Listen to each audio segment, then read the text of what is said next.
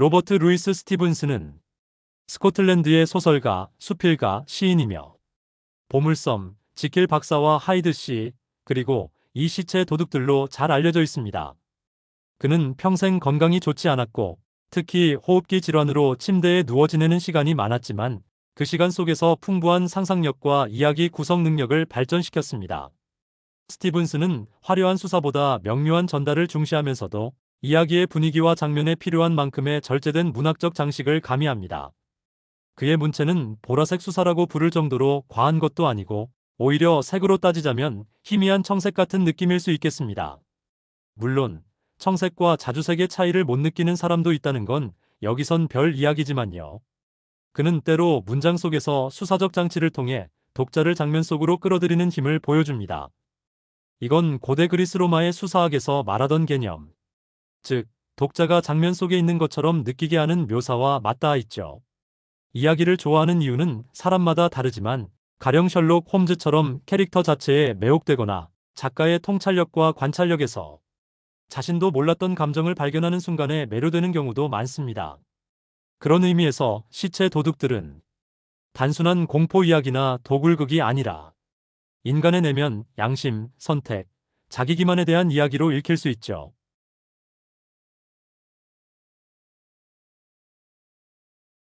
모두 죽잖아, 그렇지? 근데 어떤 사람들은 다시 돌아오지 않아? 맞지? 오늘 잠긴 무덤에 들어가려고 했지? 사람들은 어떻게 돌아오는 거야, 엄마? 무슨 비밀이 있는 거야? 시체 도둑 로버트 루이스 스티븐슨. 해마다 밤이면 우리는 4명이 조지 여관의 작은 응접실에 앉곤 했다. 장의사, 주인장, 패티스, 그리고 나. 가끔 더 많을 때도 있었지만 비가 오든 눈이 오든 바람이 불든 말든 그 넷은 늘 각자의 안락 의자에 앉아 있었다. 패티스는 늙은 스코틀랜드 술꾼이었다. 교양이 있었고 자산도 좀 있는 듯했다. 일하지 않고 사는 걸 보면 말이다. 그는 젊었을 때 DM으로 이사 왔고 그저 오래 살아남아 그 고장의 일원이 되었다. 그가 입는 파란색 카멋 외투는 그 지역의 골동품 같았고 그의 자리, 그의 무교, 술 취한 듯한 버릇, 이 모든 게 DM에서는 당연한 일이었다. 가끔은 과격한 사상을 이야기했는데 탁자를 휘청이며 내리치는 손짓과 함께 불신의 말을 꺼내기도 했다. 매일 밤 그는 럼주를 5잔 마셨고 대부분의 시간은 술잔을 손에 든 채 우울한 취기 속에 앉아 있었다. 사람들은 그를 의사라 불렀다. 약간의 의학 지식이 있다는 소문이 있었기 때문이다. 위급할 땐 골절을 맞추거나 탈구된 관절을 고치기도 했다. 하지만 그 외에 그의 과거에 대해서는 아무도 아는 바가 없었다. 나는 선량한 그리스도인이라곤 할 수 없어. 그렇다고 본러도 아니지. 본러였다면 내 입장이었을 때 달라졌을지도 모르지. 하지만 머리가 달랐어. 그 멍청한 필립 머리 위에선 머리통은 쨍쨍 울릴 만큼 멀쩡했지. 나는 모든 걸 봤고 그러고도 아무런 결론을 내리지 않았어. 그 의사를 아시는군요. 나는 조심스럽게 말을 꺼냈다. 잠깐의 무거운 침묵이 흐른 뒤였다. 보아하니 주인장의 호의적인 평가는 공유하지 않으시는 것 같네요. 그러나 패티스는 내 말에는 전혀 반응하지 않았다. 그래, 그가 갑자기 결심한 듯 말했다. 그를 반드시 직접 만나야겠어. 그때 위층에서 문이 꽤 거칠게 닫히고 계단을 내려오는 발소리가 들려왔다. 의사다. 주인이 외쳤다. 서두르면 바로 볼 수 있어. 작은 응접실에서 조지 여관 출입문까지는 단 2걸음이면 충분했다. 넓은 참나무 계단은 거의 길가까지 이어졌고 문과 계단 끝 사이엔 칠면조 깔개 하나 정도만 놓일 공간이 있었다. 하지만 이 작은 공간은 매일 밤 환하게 밝혀졌고 계단 위의 불빛과 거리의 대형 가스등 그리고 바 안에서 흘러나오는 따스한 빛이 합쳐져 조지 여관은 거리에서도 눈에 띄었다. 패티스는 곧장 그 자리로 걸어갔고 우리는 그 뒤를 따라가며 두 사람이 마주서는 장면을 지켜보았다. 닥터 맥팔레이는 민첩하고 활기찼다. 백발은 그의 창백하지만 온화하고 활력이 느껴지는 얼굴을 더 돋보이게 했다. 그는 최고급 옷감으로 지은 검은 정장에 하얀 리넨 셔츠를 입고 금빛 시계줄과 단추, 안경까지 모두 값비싼 장신구로 치장하고 있었다. 팔에는 안감이 퍼로된 고급 외투를 걸쳤고 누가 보아도 부하 신분이 느껴지는 인물이었다. 그런 그와 낡은 카멋 외투에 더럽고 뾰루퉁한 얼굴을 한 패티스가 마주선 장면은 정말 기이한 대비였다. 맥팔레인. 패티스가 큰 소리로 외쳤다. 친구라기보다 사자처럼 위풍당당한 외침이었다. 닥터 맥팔레인은 네 번째 계단에서 멈칫했다. 그 익숙한 이름에 놀라고 자존심이 상한 듯 보였다. 맥팔레인. 패티스가 다시 한번 말했다. 런던에서 온 남자는 거의 비틀거렸다.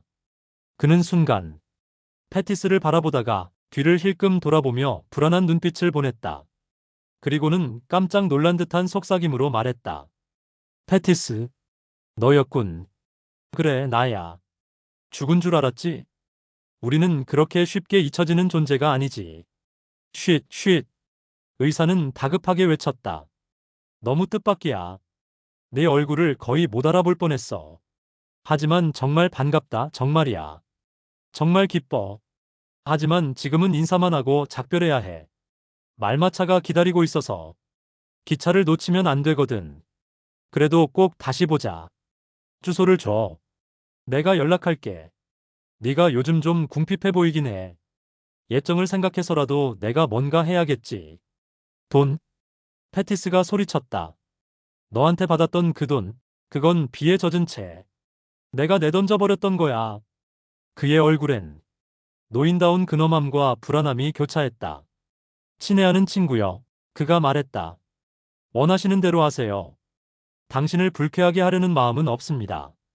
폐가 되지 않겠습니다. 제 주소는 남기겠습니다. 필요 없어. 네가 머무는 처소도 알고 싶지 않아. 패티스가 끊어 말했다. 나는 단지 그 이름을 듣고 혹시나 너일까 두려웠고 만일 신이 정말 존재한다면 확인하고 싶었을 뿐이야. 이제는 확신이 든다. 세상에 신 따윈 없어. 꺼져. 그는 계단과 문 사이의 작은 러그 위에 버티고 있었다. 런던에서 온 위대한 의사가 빠져나가려면 그를 피해 한쪽으로 비켜야만 했다. 그는 그 굴욕적인 선택 앞에서 잠시 망설였다. 그의 안경 너머 눈빛은 차갑게 반짝였고 얼굴은 헬쑥하게 질려 있었다. 하지만 그때 마차를 몰던 마부가 거리에서 이 장면을 보고 있었고 우리도 봐 옆에서 몰래 지켜보고 있다는 걸 깨달았다. 그 순간 그는 결심한 듯 몸을 움츠리며 도망치듯 문을 향해 돌진했다. 그러나 그의 고통은 아직 끝나지 않았다. 막 빠져나가려던 찰나 패티스가 그의 팔을 움켜잡았다. 그리고 거의 속삭이듯 하지만 선명하게 말했다. 그걸 다시 본 적 있나? 그 말에 그 거만한 런던 의사는 목이 졸리는 듯한 비명을 지르며 패티스를 밀쳐냈다.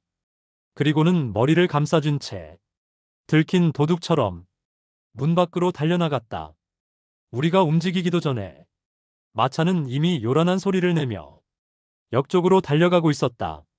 모든 것이 마치 꿈처럼 끝났다. 그러나 꿈은 분명한 흔적을 남겼다. 다음 날 하인 하나가 문턱에서 그 비싼 금태 안경이 부서진 채 놓여있는 것을 발견했다. 그리고 그날 밤 우리는 바 창가에 서서 숨을 죽이고 있었고 그 곁에 선 패티스는 정신은 말짱하고 창백하면서도 단호한 눈빛을 띠고 있었다. 하느님이 패티스 씨를 보호하시길. 주인이 중얼거리며 말했다. 그는 제정신이 돌아오자 비로소 상황의 심각성을 느낀 듯 보였다. 패티스는 우리를 향해 돌아섰다. 우리 모두의 얼굴을 하나씩 천천히 바라보며 말했다. 입 다물 수 있겠나? 맥팔레이는 건드려선 안 되는 놈이야. 이미 그와 얽혔다가 후회한 사람들도 있지. 그는 세 번째 럼잔도 비우지 않은 채 남은 두 잔은 아예 거들떠보지도 않고 작별 인사를 했다. 그리고 여관의 가스등 아래를 지나 검은 밤 속으로 사라졌다. 우리 셋은 다시 벽난로 앞 응접실로 돌아왔다. 빨갛게 타오르는 불과 네 개의 촛불 아래서 우리는 조금 전 벌어진 일을 되짚었다. 놀라움은 금세 호기심으로 바뀌었다. 그날 밤은 내가 아는 한 조지 여관 역사상 가장 늦게까지 우리가 자리를 지킨 날이었다. 각자 이 사건의 진실을 밝히겠다는 이론을 펼쳤고 우리에겐 세상 그 무엇보다 그 비밀을 추적하는 것이 중요해 보였다. 별 자랑은 아니지만 그 일에 있어 나는 그 누구보다도 뛰어난 재능이 있었다고 자부한다. 그리고 어쩌면 지금 이 세상에서 이 뒤따르는 끔찍하고도 비정상적인 이야기를 당신에게 들려줄 수 있는 유일한 사람일지도 모른다. 집에서는 그리 성실하지 않았지만 교수들 앞에서는 공손하고 주의 깊고 똑똑한 학생이었다. 그들은 곧 그를 눈여겨봤다. 말을 잘 듣고 한 번 들은 건 잊지 않는 아이였으니까. 이상하게 들리겠지만 그 시절 그는 잘생긴 외모로 사람들의 호감을 사기도 했다. 당시 해부학을 가르치던 한 외부 강사가 있었는데 여기서는 그를 K씨라 부르겠다. 그 이름은 나중에 너무나 유명해졌고 버크의 처형을 환호하던 군중은 곧 그의 고용주였던 K의 피를 요구하기에 이른다. 하지만 그 무렵의 K는 최고의 명성을 누리고 있었다. 그의 인기에는 탁월한 재능과 말솜씨 그리고 대학 교수의 무능함이 한몫했다. 학생들은 K의 이름을 숭배했고 패티스도 그중 하나였다. 그는 K의 호의를 얻었다는 사실에 자신의 성공이 시작되었다고 믿었다. K는 눈치 빠르고 노련한 교육자였으며 은근한 암시를 즐기고 철저한 준비도 좋아했다. 패티스는 두 면에서 모두 K의 마음에 들었다. 2년 차쯤 되었을 때 패티스는 해부학 수업에서 조교 겸 보조 강사로 반쯤 공식적인 직책을 맡았다. 이 직책은 강의실과 해부실 관리 책임이 따랐다. 청결을 유지하고 학생들의 행동을 감독하며 무엇보다 실습 대상을 관리하는 일이 포함되어 있었다. 그 마지막 임무는 그 시절엔 특히 민감하고 조심스러운 일이었다.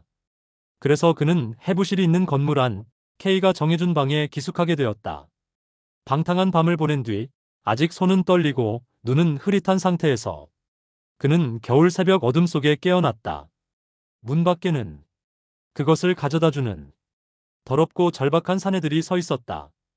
그 악명 높은 자들에게 문을 열어주고 그 비극적인 짐을 옮기는 걸 도왔다. 대가를 치르고 나면 그는 인간의 사체만 덩그러니 남겨진 채 홀로 남았다. 그는 다시 자리에 돌아와 한두 시간쯤 더 자며 밤에 타락을 씻고 낮에 노동을 준비했다. 이토록 죽음을 가까이 두고 살아가면서도 그는 거의 아무런 감흥도 느끼지 못했다. 그의 마음은 세상의 이치에 철저히 무감각했다. 타인의 운명엔 전혀 관심이 없었고 자기 욕망과 하찮은 야망의 노예로 살아갔다. 결국 그는 차갑고 이기적이며 겉으로만 도덕적인 인간이 되었다. 법에 걸릴 정도로 취하거나 도둑질을 할 정도의 어리석음은 피했지만 그뿐이었다. 교수나 동료 학생들 사이에서 평판을 잃고 싶지 않았고 겉으로 실패한 인생으로 보이기 싫었다. 그래서 그는 낮에는 열심히 일했다. 학문적으로 인정받기 위해서였다. 그리고 밤이면 그의 영혼은 거리의 광기 속에서 보상받았다. 그는 그것으로 자기 양심이 만족했다고 믿었다. 그러나 사체가 공급되는 방식은 이 일은 패티스에게도 그리고 K에게도 끊임없는 골칫거리였다. 그 거대하고 분주한 강의실에선 해부 실습에 필요한 인간 사체가 끊임없이 바닥났기 때문이다. 그래서 필요한 일이긴 했지만 그 자체로도 불쾌했고 관련된 모든 사람에게 위험을 안겨주었다. K씨의 방침은 아주 단순했다. 그들이 시체를 가져오면 우린 값을 지불한다. 물물교환이지. 그는 그렇게 말하곤 했고 마지막엔 꼭 덧붙였다. 질문하지 마라. 양심을 위해서라도. 물론 그 시체들이 살인에 의해 제공되었다는 명확한 암시는 없었다. 그런 말을 직접 들었다면 그 역시 경악했을 것이다. 하지만 그렇게 중대한 사안에 농처럼 말하는 그 말투 자체가 예의에 어긋났고 그와 거래하는 자들에게는 유혹이었을 것이다. 패티스는 가끔 의심하곤 했다. 이 시체들 너무 신선한데? 그를 찾아오는 자들이 비열한 얼굴도 자주 눈에 밟혔다. 그는 그 모든 정황을 하나로 엮으며 자신의 스승이 무심히 던진 조언을 너무 노골적으로 받아들였을지도 모른다. 결국 그는 세 가지 임무로 요약했다. 시체를 받는다. 돈을 지불한다.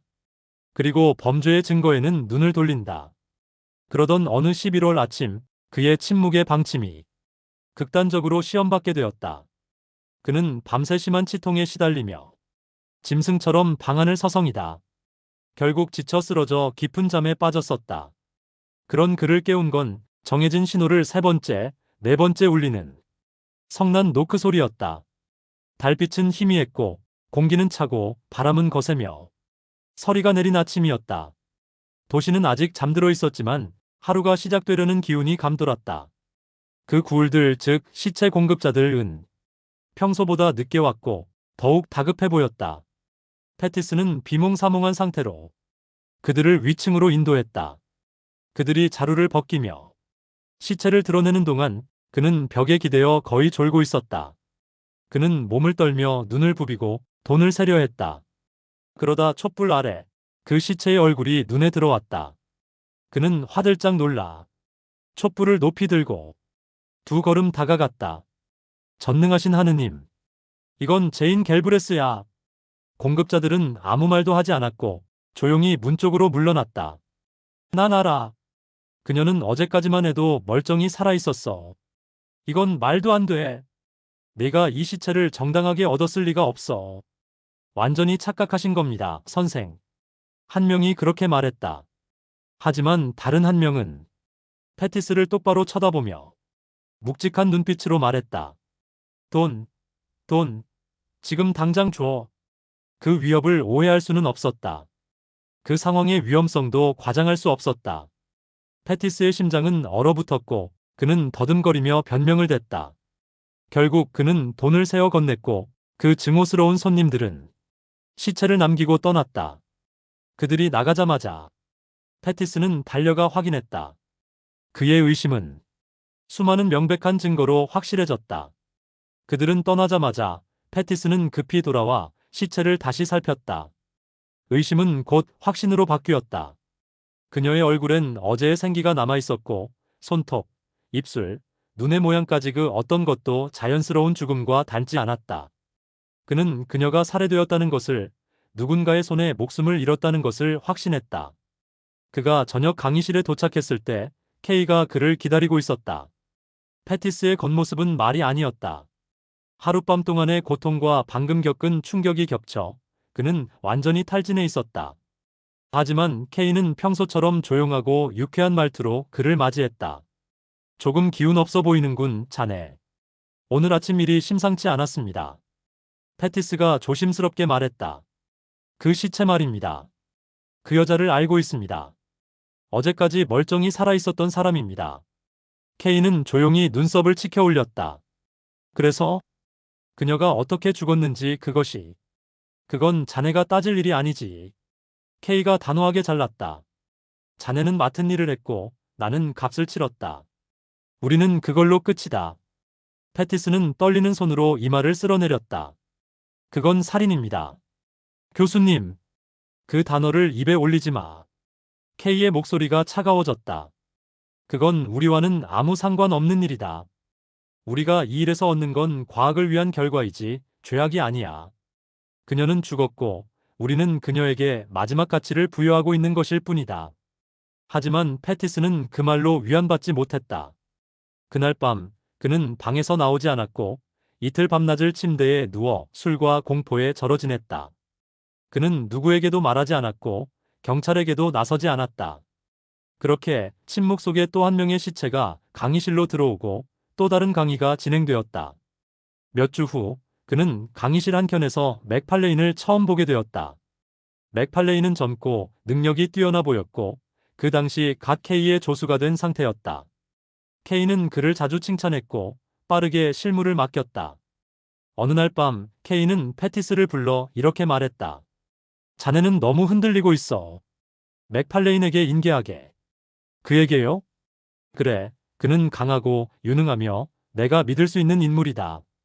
자네는 이제부터 기록 업무만 맡게.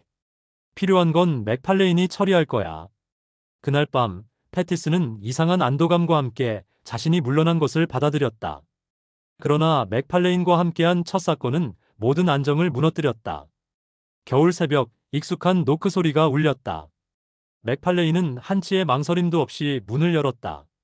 그날 그들은 시체를 함께 들어 옮겼고 포장을 풀자 패티스는 또다시 얼어붙었다.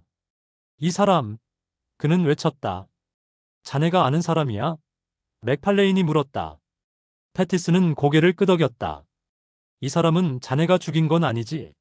내가 죽였다고? 맥팔레인은 눈썹을 치켜 올렸다. 그런 말은 하지 않는 게 좋을걸. 그는 아무 일 아니라는 듯 돌아섰고 시체의 팔을 정리한 뒤 말했다. 자, 이제 해부를 시작하지. 그날 이후 패티스는 맥팔레인을 두려워했다.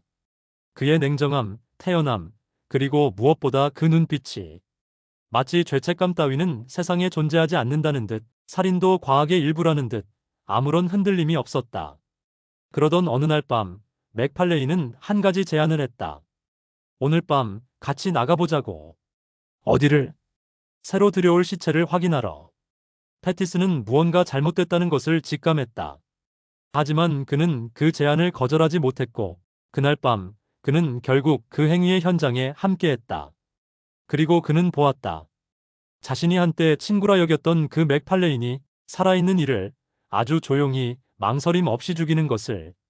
그날 이후 패티스는 영혼 없는 그림자가 되어 살았다. 그는 입을 다물었고 세상을 피해 조용히 살아가며 술로 하루하루를 잊었다.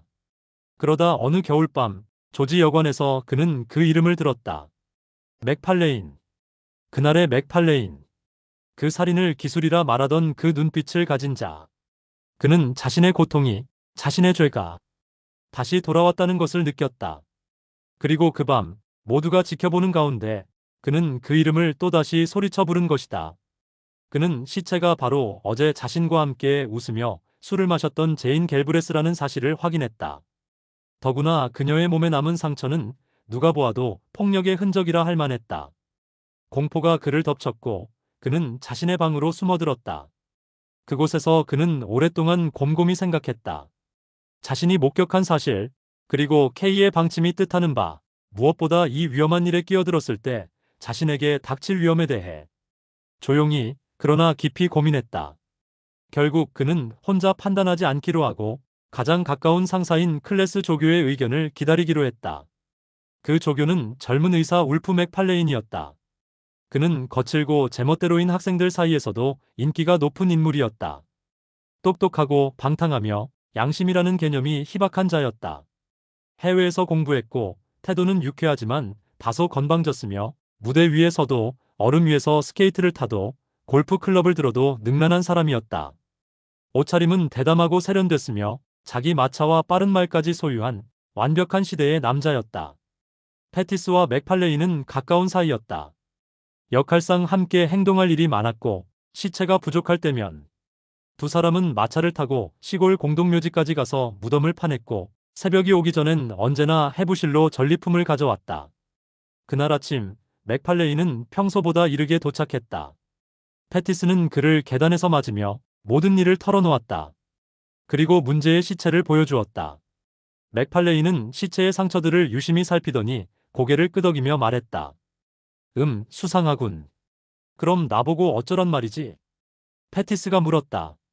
어쩌긴 뭘 어쩌나. 아무것도 하지 마. 입 다물면 조용히 지나간다. 맥팔레인의 대답이었다. 하지만 누군가 알아볼 수도 있어. 그녀는 에든버러의 캐슬록만큼이나 유명했어. 패티스가 걱정스럽게 말했다. 그런 일 없기를 바라자고. 맥팔레인은 태연히 대답했다. 설령 누가 알아본다고 해도 너는 안 봤다고 하면 되잖아. 그럼 끝이야. 이런 일은 너무 오래됐어. 맥팔레인은 말을 이었다. 자네가 이걸 들춰내면 K는 완전히 박살나고 자넨 감옥에 갈 거고 나도 마찬가지야. 솔직히 말해서 우리 해부실에 들어온 시체들 중 대부분은 살해당한 사람일 가능성이 높지. 말도 안 돼. 맥팔레인, 그게 무슨 소리야? 패티스가 외쳤다. 에이, 그래도 자넨 예전부터 의심하고 있었잖아. 맥팔레인이 코웃음을 쳤다. 의심하는 것과 증거를 보는 건 다르지. 알아. 나도 안타깝지. 이게 그런 식으로 왔다니 말이야. 그는 지팡이로 시체를 툭툭 치며 말했다. 하지만 지금 내가 할 수 있는 최선은 그녀를 알아보지 않는 거야. 나는 몰라. 자네가 알아봐도 그건 자네 선택이지. 하지만 세상 물정 아는 사람이라면 나처럼 행동할 거야. 그리고 K 역시 우리에게 그걸 기대했을걸. 그가 우리 둘을 조수로 고른 이유가 뭐겠나? 쓸데없는 양심에 사로잡힌 바보들이 아니었으니까.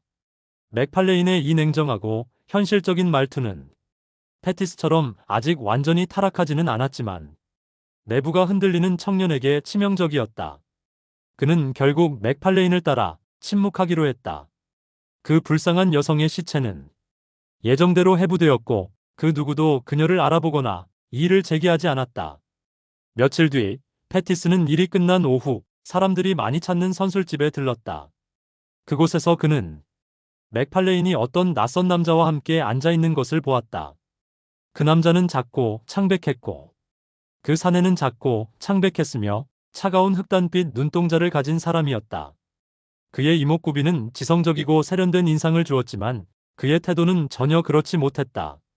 가까이서 마주해보니 그는 거칠고 천박하며 멍청하기 짝이 없었다. 그럼에도 이상하게도 그는 맥팔레인을 완전히 지배하고 있었다. 그는 명령을 내리는 말투로 말했고 조금이라도 의견이 어긋나거나 지체되면 불같이 화를 냈으며 맥팔레인이 그의 명령에 정중히 따를 때면 오히려 조롱하듯 대꾸했다. 이 고약한 사내는 그 자리에서 패티스를 마음에 들어 했고 술을 잔뜩 권하며 자신의 과거에 대해 놀라운 고백을 늘어놓았다. 만약 그 고백 중 10분의 1이라도 진실이라면 그는 정말로 더럽고 혐오스러운 인간이었다. 하지만 젊은 패티스는 그처럼 인생의 쓴맛을 다 본 사람에게 주목받는 것이 어딘가 뿌듯했던 것이다. 나도 꽤 나쁜 놈이지. 그 사내가 말했다. 하지만 맥팔레인, 이놈은 진짜야. 내가 부르는 이름은 토디 맥팔레인. 야, 토디. 친구한테 한 잔 더 시켜봐. 아니면 네가 직접 가서 문 좀 닫고 와. 토디는 날 싫어하지. 맞지, 토디? 넌 날 싫어하잖아. 그 끔찍한 이름으로 날 부르지 마. 맥팔레인이 으르렁거리듯 말했다. 들었어? 그레이가 패티스를 향해 말했다. 저 녀석 칼을 들고 덤비는 애들처럼 날 해치고 싶어 하지. 하지만 우린 의사잖아. 우린 싫어하는 시체를 어떻게 하냐고. 해부해버리지. 패티스가 말했다. 이 농담에 맥팔레인의 얼굴은 순간 딱딱하게 굳었고 그의 눈빛은 어딘가 찜찜한 기색이 서렸다. 그날 오후 그레이는 패티스를 저녁 식사에 초대했다. 그는 너무나 호화로운 만찬을 주문했고 선술집 전체가 그 준비로 소란스러워졌다. 그리고 식사가 끝나자 계산은 맥팔레인에게 떠넘겼다. 그들이 헤어진 시간은 밤이 늦은 후였다. 그레이는 술에 완전히 취해 있었고 맥팔레인은 억지로 돈을 내고 수모를 견딘 것에 분노로 얼굴이 붉게 상기되어 있었다. 패티스는 술 기운에 휘청이며 마음이 허물어진 상태로 숙소로 돌아왔다. 다음 날 맥팔레인은 수업에 나오지 않았다. 패티스는 그가 아직도 그 혐오스러운 그레이와 어울리고 있을 거라며 혼자 속으로 웃었다. 수업이 끝나자 그는 전날 밤에 두 사람을 찾아 이 술집, 저 술집을 돌아다녔다. 하지만 어디서도 그들을 찾을 수 없었다. 결국 그는 일찍 방으로 돌아와 조용히 잠들었고 그날 밤은 마치 죄 없는 사람처럼 깊이 잠들었다. 새벽 4시 익숙한 신호소리에 그는 잠에서 깼다. 문으로 내려가니 거기엔 맥팔레인이 서 있었다. 그의 마차엔 그토록 익숙한 그 긴 시체 자루가 실려 있었다. 뭐야? 패티스가 외쳤다. 혼자 나간 거야? 도대체 어떻게 된 일이야? 하지만 맥팔레인은 거칠게 그를 제지하며 쓸데없는 말 말고 일이나 하자. 고 말했다. 그들은 시체를 위층으로 옮겨 해부용 탁자 위에 올려놓았다. 맥팔레인은 마치 곧 떠날 듯 움직이더니 문득 멈춰섰고 망설이는 듯 했다. 그리고는 낮은 음성으로 말했다. 얼굴을 보는 게 좋을 거야. 뭐라고? 패티스가 어리둥절하게 바라보자 그는 다시 말했다. 얼굴을 봐. 꼭 봐야 해. 도대체 어디서 어떻게 무슨 일이 있었던 거야? 패티스가 다그치듯 물었지만 돌아오는 대답은 단 하나였다. 얼굴을 봐. 패티스는 혼란에 빠졌다. 믿을 수 없는 의심이 머릿속을 뒤흔들었다.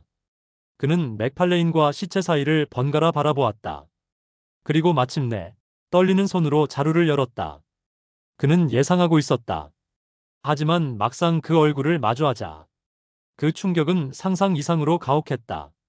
그 죽은 자의 얼굴은 벌거벗은 채 굳어버린 사체는 그 거친 삼배로 감싸인 시체, 불과 몇 시간 전만 해도 잘 차려입고 고기와 죄로 가득한 얼굴로 선술집 문턱에 서 있었던 그 남자가 이제는 죽은 자로 차가운 해부대 위에 누워있다는 사실은 심지어 무감했던 패티스의 마음속에도 양심의 공포를 울리게 만들었다.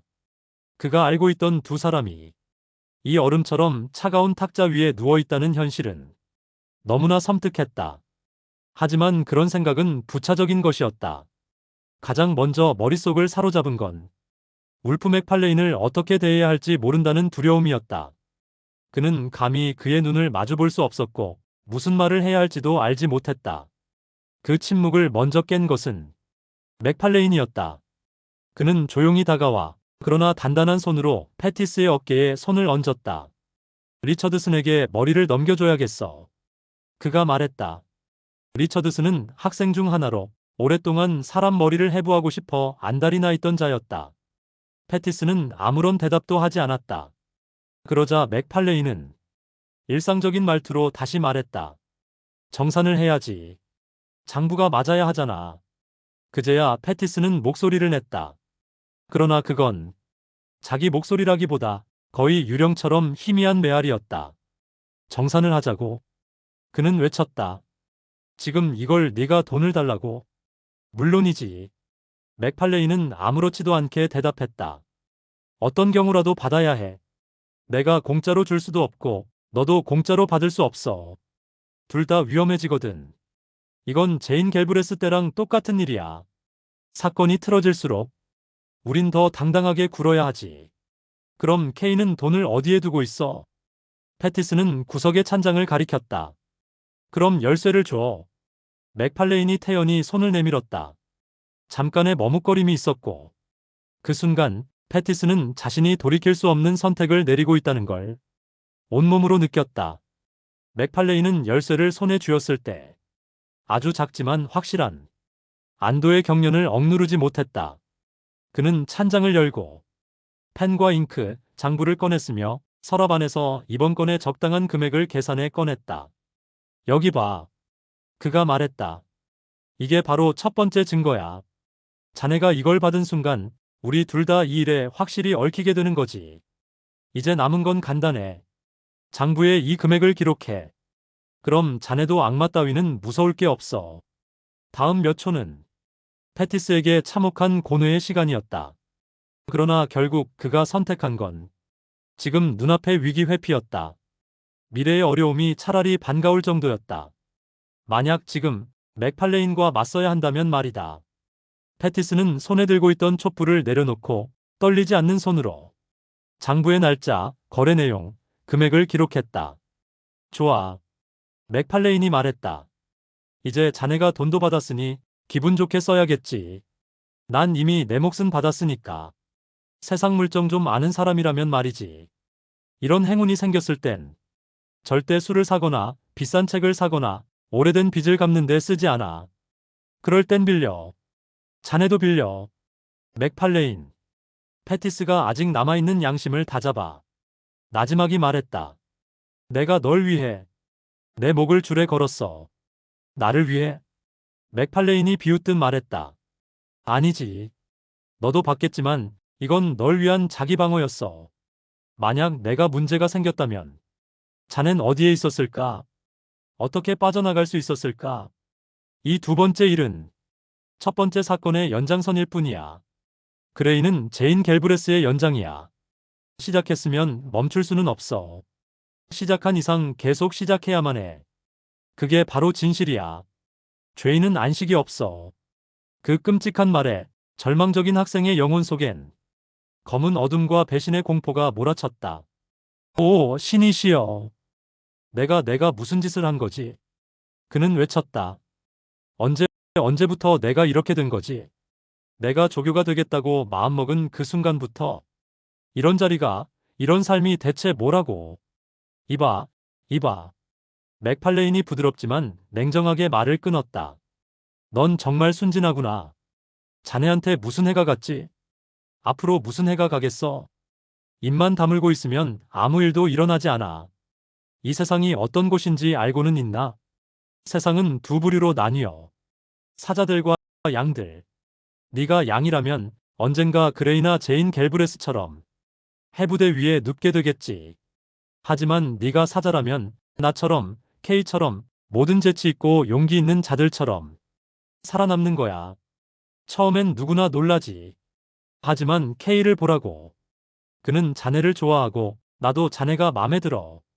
자네는 사냥을 이끌 운명으로 태어났어. 장담하지. 3일 후엔 지금 이 모든 게 고등학생 연극처럼 웃기게 느껴질 거야. 그 말을 마친 맥팔레이는 마차를 타고 바람을 가르며 해 뜨기 전 어둠 속으로 사라졌다. 패티스는 홀로 남겨졌다. 후회와 함께. 그는 자기가 얼마나 위태로운 처지에 놓여 있는지를 알았고 자신이 얼마나 무력하고 나약한 인간이었는지를 절감했다. 그는 스스로가 맥팔레인의 운명을 좌우하던 존재에서 이제는 무력한 공범이자 돈을 받고 죄를 함께 짊어진 자가 되었다는 걸 절망스럽게 받아들였다. 그는 그 순간 조금만 더 용기 있었다면 모든 걸 되돌릴 수 있었으리라는 생각에 사로잡혔다. 하지만 지금 용기를 내는 방법은 그의 머릿속에 아예 떠오르지 않았다. 제인 갤브레스의 진실과 장부에 기록된 저주 같은 항목은 그의 입을 철저히 막고 있었다. 시간이 흘렀다. 수업이 시작되었고 학생들이 하나둘 도착했다. 그레이에 남겨진 신체 부위들은 여기저기 나뉘어 전달되었고 아무도 의심하거나 이상하게 여기지 않았다. 리처드스는 머리를 박게 되었고 기쁨에 찬 표정을 지었다. 해방의 종이 울리기 전 패티스는 그들이 얼마나 먼 길을 왔는지를 조용히 깨달으며 기묘한 승리감에 몸을 떨었다. 그 후 이틀 동안 그는 해부의 과정을 지켜보며 서서히 기쁨을 느끼기까지 했다. 3일째, 맥팔레인이 다시 나타났다. 그는 아팠다고 말했지만 복귀 후에는 놀랄 만큼 열정적으로 수업을 이끌었고 특히 리처드슨에게는 귀중한 조언과 칭찬을 아끼지 않았다. 리처드슨은 감격했고 이제는 금메달 수상자가 될 수 있을 거라는 희망에 부풀었다. 그 주가 끝나기 전 맥팔레인의 예언은 현실이 되었다. 패티스는 두려움을 잊었고 자신의 타락을 잊었다. 그는 오히려 자신의 용기에 자부심을 가지기 시작했고 그 사건들을 인생의 시련이라 여기며 기이한 자기 합리화의 희열에 빠졌다. 맥팔레인과는 수업 시간에 가끔 마주칠 뿐이었고 사적으로 얘기할 일은 거의 없었다. 둘은 K에게 함께 지시를 받았고 가끔은 짧게 둘만의 대화를 나누기도 했다. 맥팔레인은 처음부터 끝까지 다정하고 유쾌한 태도를 유지했지만 그날의 공범의 기억은 결코 입 밖으로 꺼내지 않았다. 한 번 패티스가 속삭이듯 말했다. 난 이제 사자 무리에 속했어. 양은 버렸어. 그 말을 들은 맥팔레인은 살짝 미소 지으며 아무 말 없이 고개를 끄덕였다. 그레이는 제인 갤브레스의 연장이야. 시작했으면 멈출 수는 없어. 시작한 이상 계속 시작해야만 해. 그게 바로 진실이야. 죄인은 안식이 없어. 그 끔찍한 말에 패티스는 두려움을 잊었고 자신의 타락을도 잊었다. 그는 오히려 자신의 용기에 자부심을 가지기 시작했고 그 사건들을 인생의 시련이라 여기며 기이한 자기 합리화의 희열에 빠졌다. 여정의 끝에 도달하자 마차는 마구간에 넣었고 말은 먹이를 주며 휴식을 취하게 했다. 두 젊은 의사들은 조용한 개인실에 앉아 그 여관에서 내줄 수 있는 최고의 저녁 식사와 와인을 즐겼다. 창밖에선 불빛, 벽난로의 온기, 그리고 쏟아지는 빗소리가 어우러져 조용하지만 불길한 밤이 시작되었다. 창문을 울리는 비, 앞으로 벌어질 섬뜩한 노동은 오히려 그들의 식사를 더욱 맛있게 만들었다. 술잔이 오갈수록 두 사람의 기분은 더 높아졌고 맥팔레이는 작은 금화 몇 개를 패티스에게 건넸다. 친구 사이에선 이런 사소한 배려는 촛불처럼 가볍게 오가는 법이지. 그가 말했다. 패티스는 그 말에 박수까지 쳤다. 넌 철학자야. 그가 외쳤다. 널 알기 전까진 몰랐지. 너랑 K, 너희 둘 덕분에. 이제 난 진짜 남자가 되어가고 있어. 물론이지. 맥팔레인이 외쳤다. 나도 아침에 그 짓을 할 땐 내 뒤를 받쳐줄 진짜 사내가 필요했어. 어떤 놈들은 겁에 질려 뒷걸음쳤겠지. 하지만 넌 아니었어. 난 잘 봤어. 자네는 침착했지. 왜 안 그렇겠어? 패티스는 거두며 말했다. 그건 내 일이 아니었고 얻을 것도 없었지만 내 고마움을 받을 수 있는 일이었잖아. 그러고는 그 말을 넣은 주머니를 쾅쾅 두드렸다. 맥팔레이는 그 말에 묘한 불안을 느꼈다. 그는 잠깐 자신이 패티스를 너무 잘 가르친 건 아닐까 하는 후회가 스쳤지만 그는 개입할 틈도 없이 패티스는 더 큰 소리로 말을 이어갔다. 중요한 건 겁먹지 않는 거야. 솔직히 말해서 난 교수대 위에 매달리긴 싫어. 하지만 그래도 말이지. 난 태어날 때부터 지옥도 하느님도 죄도 정의도 범죄도 그런 골동품 따위에 아무 의미도 안 뒀어. 그건 애들 겁주려고 만든 거잖아. 우린 아니잖아. 넌 아니고 나도 아니고. 그레이를 위하여. 그 무렵 하늘은 점차 밝아지고 있었고 마차는 준비되어 문 앞에 도착했다. 그들은 계산을 하고 페이블스 방향으로 떠나는 척했지만 마을을 벗어나자 램프를 끄고 방향을 돌려 글렌 K 쪽의 외딴 길로 향했다. 그들 외엔 아무도 없었다. 빗방울은 쉼없이 내렸고 어둠은 더더욱 짙어졌다. 간혹 보이는 하얀 문이나 돌담이 잠시 길을 밝혔을 뿐 대부분은 거의 손으로 더듬으며 그들의 목적지인 외딴 묘지까지 천천히 소름 끼치는 정적 속에서 걸어갔다. 묘지 근처 나무가 뒤덮인 낮은 숲속에 이르자 남은 불빛마저 사라졌다. 그들은 성냥으로 남은 등불 하나를 켰다. 비에 젖은 나뭇잎, 움직이는 그림자들, 지하에서 파올리는 무덤. 모든 게 그들을 감쌌다. 그들은 이미 이 일에 능숙했다. 20분도 채 되지 않아 그들은 관뚜껑 위에 망치질을 들었다. 그 순간 맥팔레이는 돌에 손을 베었고 화가 난 듯 돌을 위로 집어던졌다. 그들이 파고 있던 무덤은 묘지 가장자리 낭떠러지 근처에 있었고 등불은 나무에 기대어 놓여 있었다. 그리고 그 돌은 정확히 등불을 맞췄다. 유리가 깨지는 소리가 들렸다. 깜깜한 밤이 그들을 덮쳤다. 등불이 굴러가는 소리, 나무에 부딪히는 소리, 돌멩이 몇 개가 계곡 아래로 굴러떨어지는 소리. 그러고는 정적. 오직 빗소리만이 남았다. 그들은 어둠 속에서 작업을 마저 진행하기로 결정했다. 관은 꺼냈고 뚜껑을 부쉈으며 시체는 젖은 자루에 쑤셔 넣은 채 마차로 옮겨졌다. 한 사람은 시체 옆에 탔고 다른 한 사람은 말의 고삐를 잡고 어둠 속을 더듬으며 큰 길로 나아갔다. 물가 근처 희미하게 밝아오는 곳에서 그들은 마차를 재촉해 도시 쪽으로 향했다. 하지만 그들의 옷은 젖었고 마차의 흔들림에 따라 그 시체는 이리저리 두 사람의 어깨와 얼굴에 닿았다. 머리가 어깨에 기댔다가 젖은 천이 얼굴에 닿았다가 차가운 감촉이 그들의 신경을 짓눌렀다.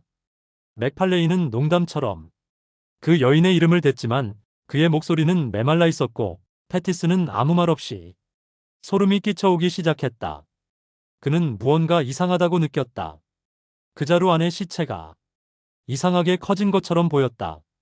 그들의 마차가 지나가는 곳곳마다 개들이 멀리서 울부짖었다. 그리고 패티스는 점점 확신하기 시작했다. 무언가 변한 것이다. 그들이 묻었던 평범한 여인의 몸이 아니었다. 어떤 기이한 기적, 말할 수 없는 변화가 그 시체에 일어난 것 같았다. 하느님 맙소사. 패티스는 간신히 말을 꺼냈다. 제발 불 좀 켜자. 맥팔레인도 똑같이 느꼈던 것 같았다. 그는 말없이 고삐를 넘기고 등불을 꺼내 불을 붙이려 했다. 거센 비, 젖은 공기, 깜깜한 세계. 불을 붙이기란 결코 쉽지 않았다. 그러나 마침내 푸르스름한 불꽃이 심지로 옮겨 붙고 흐릿한 불빛이 마차 주변을 밝혀주었다. 그 불빛 속에서 두 사람은 서로를 보았다. 그리고 그들과 함께 있는 그것도 비는 자루에 감긴 시체의 윤곽을 드러냈고 머리는 몸과 뚜렷이 분리되어 있었다. 어깨도, 등도, 형체도. 무언가 인간 같지만 유령 같은 모습. 그들은 자신들과 동행하고 있는 그 끔찍한 존재에게 눈을 떼지 못했다. 그리고 맥팔레이는 그 자리에 서서 맥팔레이는 움직이지 않았다. 등불을 든 채 그대로 굳어 있었다. 말로 설명할 수 없는 공포가 축축한 시트처럼 패티스의 몸을 감싸고 그의 얼굴에선 핏기가 사라졌다. 그 공포는 명확한 이유조차 없었고 설명되지 않는 전율이 점점 그의 뇌속을 뒤덮었다. 시간이 한 박자 더 흐르고 그가 마침내 입을 열려던 찰나. 그보다 먼저 맥팔레인이 조용한 목소리로 말했다. 저건 여자가 아니야. 패티스는 속삭이듯 대답했다. 우리가 묻을 땐 분명 여자였어. 등불을 높여 맥팔레인이 말했다. 그녀의 얼굴을 봐야겠어. 패티스가 등불을 들자 맥팔레인은 자루의 끈을 풀고 천을 조심스럽게 아래로 내렸다. 불빛이 뚜렷하게 그 얼굴 위로 떨어졌다. 어둡고 단단한 이목구비, 매끄럽게 면도된 뺨. 두 사람 모두가 꿈에서조차 잊지 못했던 너무나도 익숙한 얼굴. 그 순간 두 사람의 비명이 밤하늘을 찢었다. 각각 마차의 양쪽에서 뛰어내렸고 등불은 떨어져 깨지며 꺼졌다. 놀란 말은 날뛰며 에든버러 방향으로 질주했고 그 마차에는 단 한 명의 탑승자만 남아 있었다.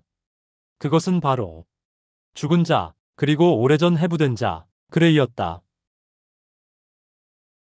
모든 사람은 죽는다. 어떤 자들은 돌아온다.